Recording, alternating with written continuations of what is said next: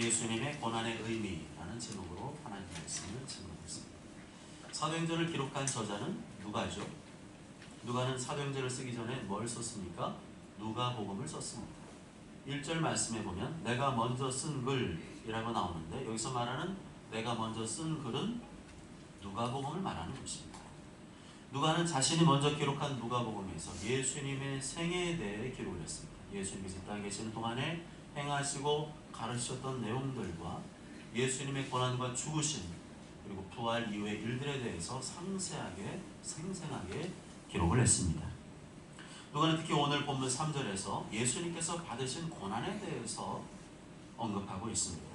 그가 고난 받으신 후에 누가가 예수님의 많은 사역들 중에서 제일 강조하고 싶으셨던 것은 예수님의 십자가 고난이었습니다. 그리고 이후에 기록된 사도행전의 내용들을 살펴봐도 사도들의 고난에 대한 내용들이 굉장히 많이 나오고 있습니다. 이것은 무슨 말일까요?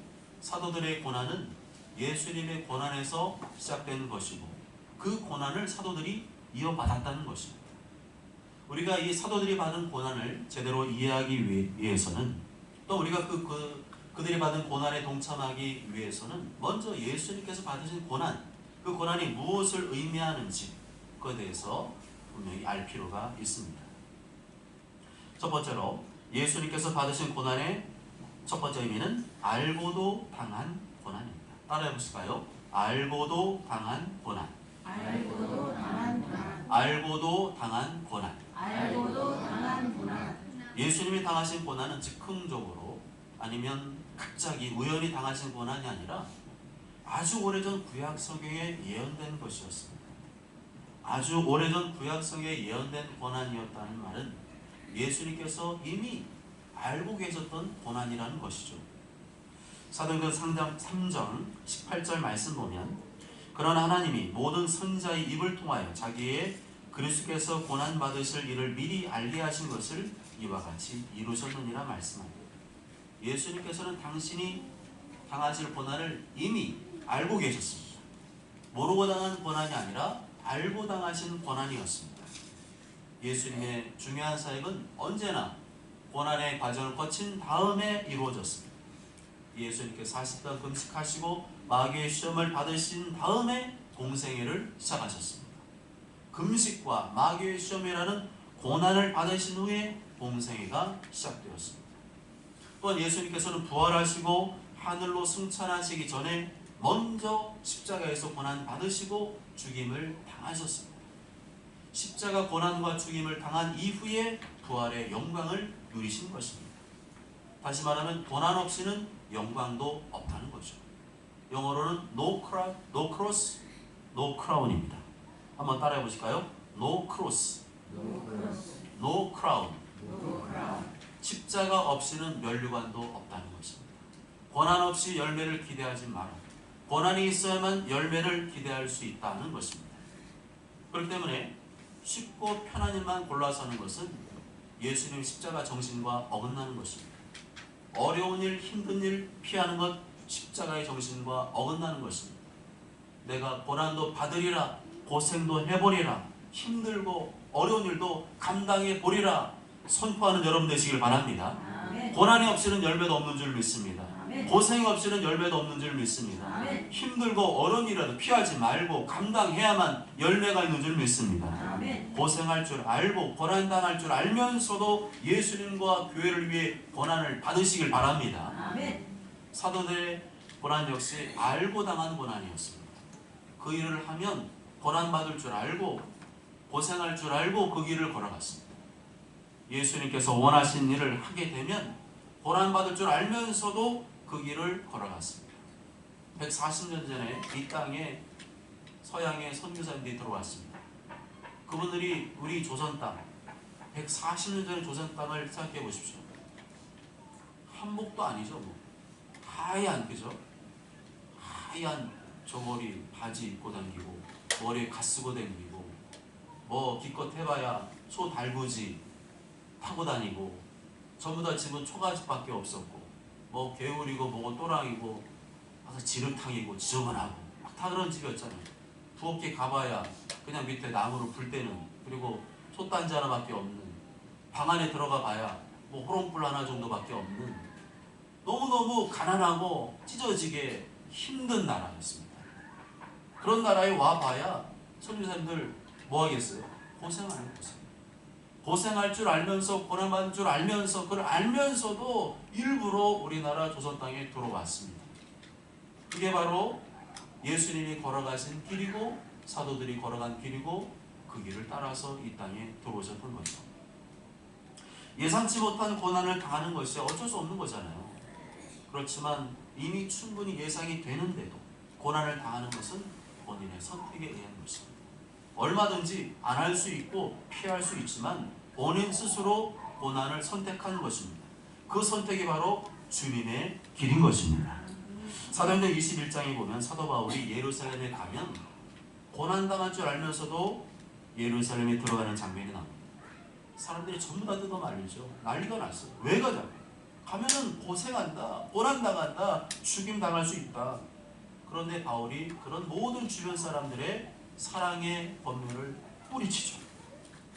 그리고 사도 바울은 스스로 고난받기를 각오하고 예루살렘에 들어갑니다. 사도 바울도 알고 있었어요. 예루살렘 들어가면 매우 위험한 일을 만나게 될 줄 알고 있었습니다.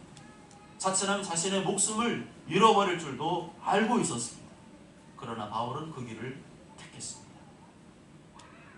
제가 신학대학원 갈 때 주변에서 신학대학원 가기를 원했던 사람은 아무도 없었어요. 전부 다 만류하고 설득하고 회유하고 나중에 가도 되지 않냐, 꼭 지금 가야 되겠냐, 일본에서 공부하고 왔으니까 그거 써먹고 그 다음에 가지, 돈 좀 벌고 가, 이렇게 하면 저를 회유하고 뜯어말리는 사람들이 천지였었어요. 그런데 저는 이 길로 가면, 목회길 가면 이제는 돈 벌기도 글르고 세상 출세하기도 글르고 그거 알면서도 그 길을 선택했습니다. 왜죠? 그게 성경이 말씀하신 예수님이 걸어가신 길이기 때문에, 그리고 그것이 제 마음에 너무도 강하게 와닿기 때문에 나는 이 길을 가야겠다. 그래서 제가 결단을 하고 어떻게 했을까요? 부모님한테 진당할 각오를 하고 말씀을 드렸죠. 무릎을 꿇고 부모님 그동안 키워주셔서 감사합니다. 그렇지만 죄송하지만 저는 이제는 이 길을 가야 될 것 같습니다. 아무리 기도해도 하나님께서 계속 이 길을 가도록 제 마음을 감동하시기 때문에 저는 이 길을 가지 않으면 안 될 것 같습니다. 제가 이 길을 가지 않으면 오히려 우리 집안에 화가 있을 것 같습니다. 하나님의 부르심에 순종해야만 하나님께서 기뻐하시고 우리 집안에도 복을 내리실 것 같습니다. 그래서 만약에 허락하지 않으시면 죄송하지만 오늘부로 저는 집을 나가도록 하겠습니다. 그렇게 말씀을 드렸습니다. 그랬더니 어떻게 됐을까요? 할 수 없이 그러면 안 되지, 가라 그랬죠. 여러분, 한 번은요 중요한 순간 되면 결정을 하셔야 돼요. 그때는 주님을 위한 헌신의 길을 걸어갈 때는요, 그 길로 가면 고생할 거 알거든요, 고난할 거 알거든요. 그렇지만 그 길이 주님께서 원하신 길이라면 나를 사랑하는 부모님, 가족의 권면도 뿌리치고 갈 수 있어야 그게 진짜입니다. 만약에 부모님 옆에서 그러지 마라, 고생하는 길 왜 가냐, 고난하는 길 왜 가냐, 왜 그 고생스러운 길 가, 그냥 평범하게 살면서 교회 잘 섬기고 그 길은 왜 그 길 가야 돼, 그랬을 때 그래요? 꼬랑이 내버린 사람은요 그건 부르심이 없는 거예요. 진짜는 부르신 사람은요 누가 말려도 그 말 듣지 않습니다. 하나님께서 나를 부르셨다는 확실함이 있기 때문에 절대로 굽히지 않고 길을 가게 되어 있습니다.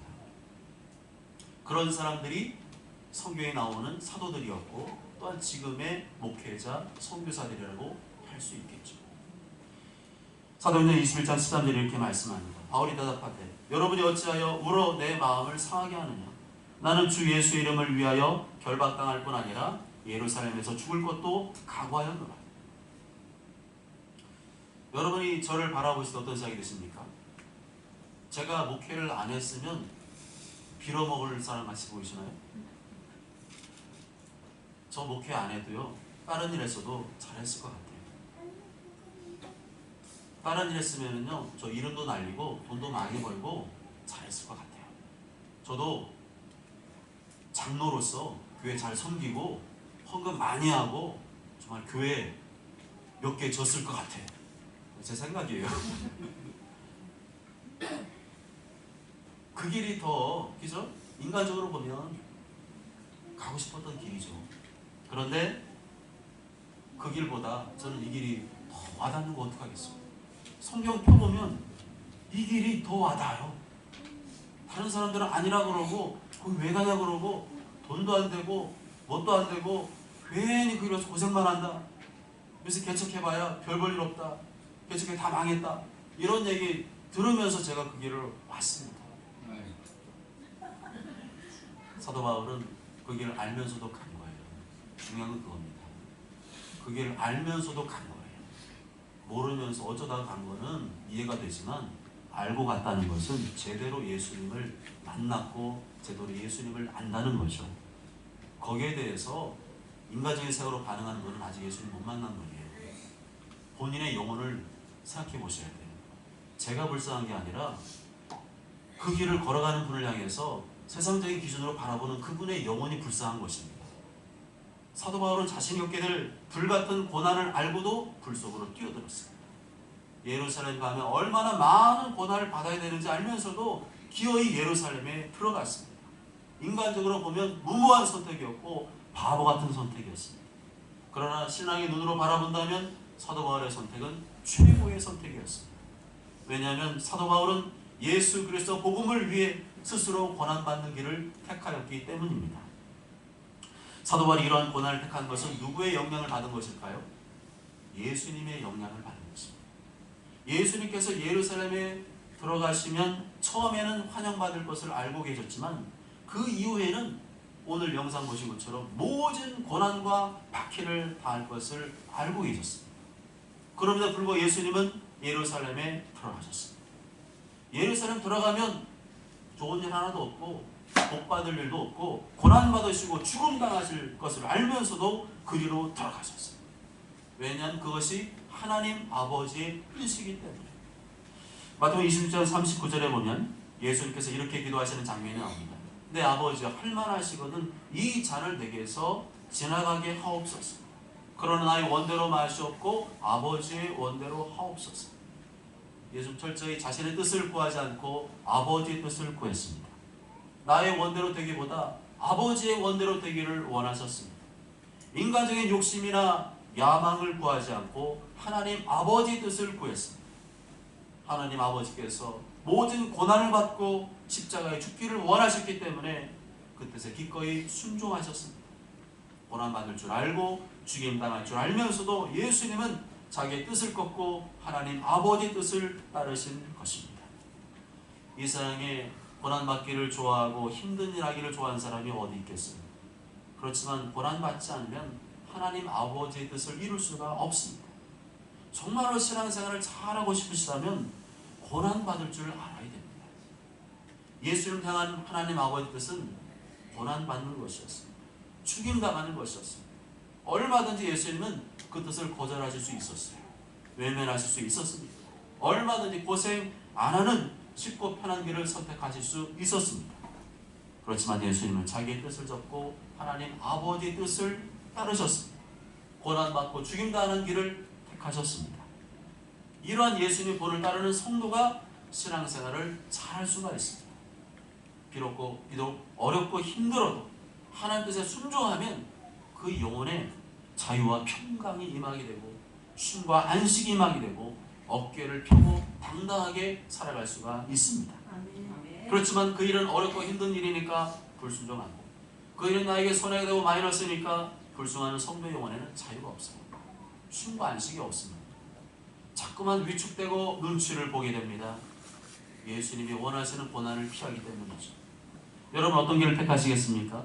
내 육신의 안락과 평안을 위해 하나님 뜻을 거스르시겠습니까? 아니면 내 육신은 비록 피곤하고 힘들다 할지라도 하나님의 뜻을 따르는 길을 택하시겠습니까? 교회 일꾼이 누굽니까? 교회 직분자가 누굽니까? 중직자가 누굽니까? 나에게 시간적으로 물질적으로 육신적으로 손해가 있을 줄 알면서도 그 길을 택하는 사람이 아닙니까?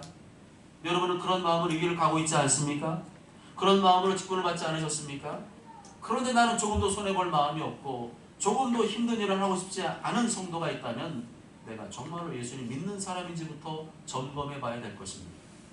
이처럼 고난받을 줄 알면서도 그 길을 택하는 성도가 많은 교회, 대접을 받기보다 섬기려고 그리고 헌신하려고 하는 성도가 많은 교회는 좋은 교회입니다. 다른 교회가 좋은 게 아니고 건물 의리의리하고 잘 되어진 교회, 사람들 많이 몰리고 재정이 풍부한 교회가 좋은 교회가 아니고 고난받을 줄 알면서도 그 길을 택하는 성도가 많은 교회가 좋은 교회이고 성경적인 교회인 줄 믿습니다. 아멘. 하나님 나라 복음과 교회를 위해 당하는 고난을 기꺼이 받아들이고 자기 십자가 짊어지고 예수님의 길을 따르는 성도가 많은 교회가 예수님이 기뻐하시는 성숙한 교회인 줄 믿습니다. 아멘. 예수님께서 받으신 고난의 두 번째 의미는 죄 없이 당한 고난입니다. 따라해 보실까요? 죄 없이 당한 고난. 죄 없이 당한 고난. 죄 없이 당한 고난. 죄 없이 당한 고난. 죄 없이 당한 고난. 죄 없이 당한 고난. 이사야 53장 5절에 보면 그가 찔림 우리의 허물 때문이요 그가 상함은 우리의 죄악 때문이나 그가 징계를 받음으로 우리는 평안을 누리고 그가 채찍에 맞음으로 우리는 나음을 받아도다 말씀합니다. 예수님께서 당하신 고난은 자신의 죄와 허물 때문에 당하신 고난이 아니었습니다. 예수님께 당하신 고난은 하나님의 의를 이루기 위한 고난이었습니다. 온 인류의 죄의 문제를 해결하기 위한 고난이었습니다.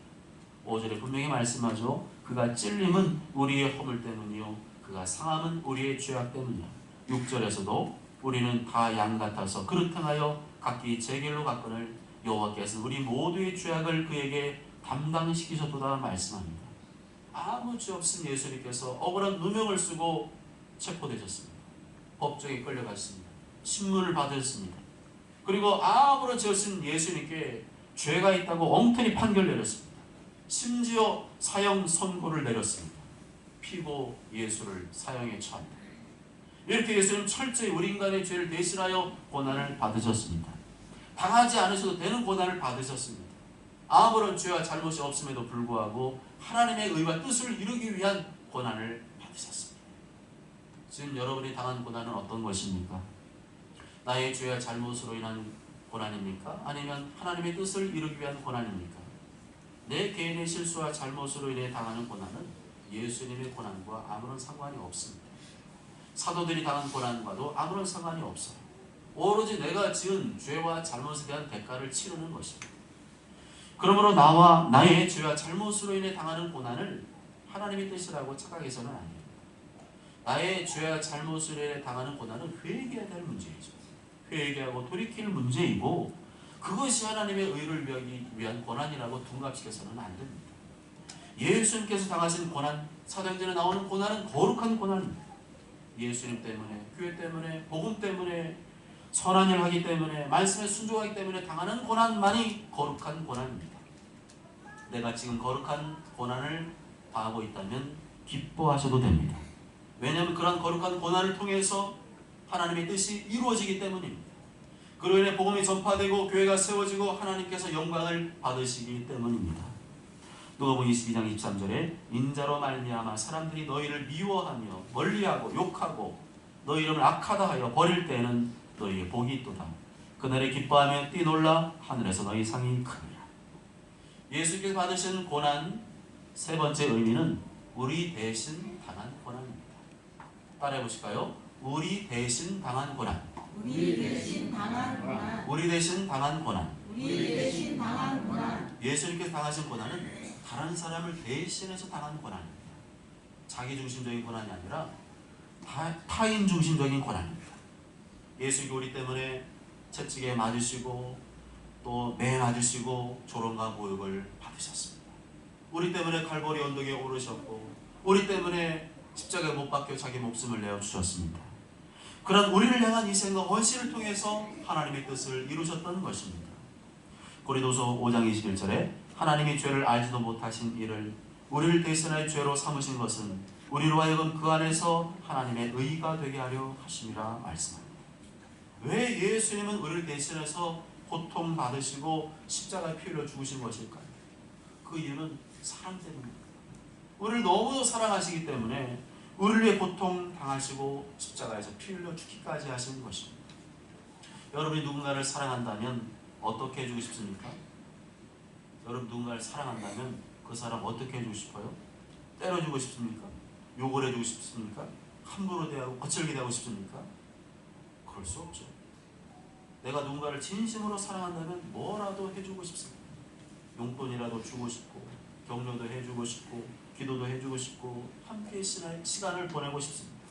어떤 위험한 일을 만나면 내 몸을 던져서라도 건져주고 도와주고 싶습니다. 그것이 예수님의 마음이셨습니다. 예수님께서 우리에게 아무것도 바라지 않으셨습니다. 그저 우리를 너무너무 사랑하시기 때문에 우리가 심판받아 지옥에 떨어지는 것을 그냥 지켜볼 수가 없었던 것입니다.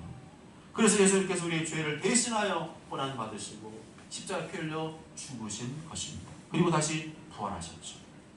그 예수님의 사랑에 대해서 요한복음 3장 16절은 분명히 말씀하고 있습니다. 하나님 세상을 이처럼 사랑하사 독생자를 주셨으니 이는 그를 믿는 자마다 멸망하지 않고 영생을 얻게 하려 하십니다. 이 예수님의 사랑을 받은 성도는 더 이상 나와 내 가족만을 위해 살 수가 없습니다. 예수님과 복음과 교회를 위해 살고 싶은 강렬한 열망이 일어나게 돼 있습니다.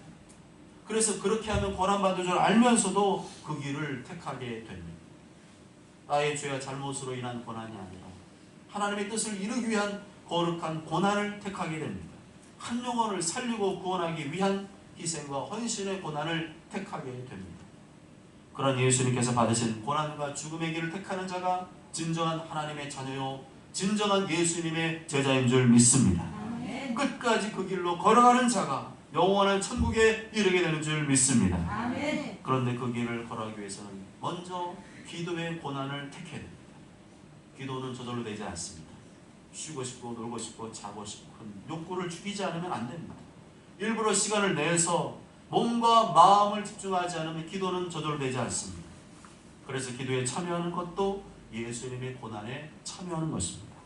특히 우리는 고난주간 앞두고 고난주간 특별 새벽 기도에 참여해야겠다는 결단을 해야 됩니다. 더 자고 싶은데 일찍 일어나는 것, 새벽에 일어나는 것 고난이죠. 집 밖으로 나가는 것 위험한 일인데 집 밖으로 나간다? 고난입니다. 자동차에 시동 걸고 기름값 들어가는데 교회까지 온다? 고난입니다.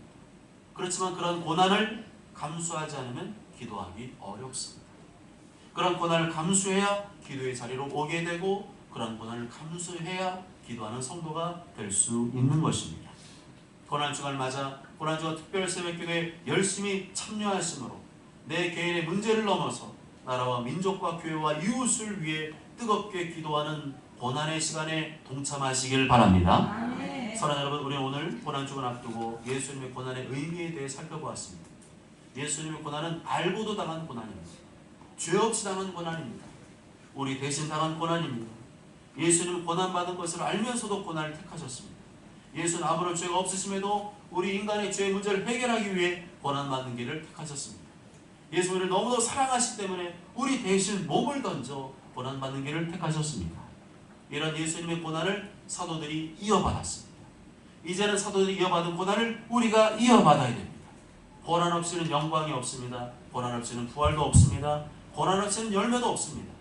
우리가 주님과 복음을 위해 고난을 택할 때, 하늘에 썩어지는 미랄 되기로 택할 때 우리를 통하여 새로운 생명이 싹트기 시작할 것입니다.